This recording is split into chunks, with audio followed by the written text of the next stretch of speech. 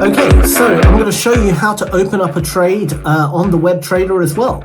So we got the pound US dollar 1 minute chart here. Okay, so if we want to open up a buy position or a sell position, whatever it might be, okay, all we got to do is select buy, sell or buy. Say we want to do buy. We select the quantity we want to enter. So we're going to enter a standard lot size. I'm just going to put 1. And if we go to advanced options, we can set the stop loss and take profit. Okay, so you can set the take profit to whatever you like, set the stop loss to whatever you like.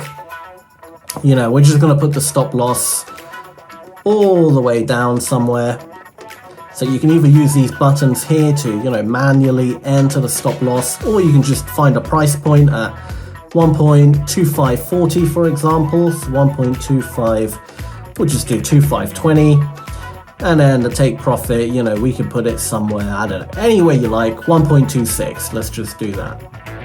Okay, so 1.26000. Click buy, and the order has been placed.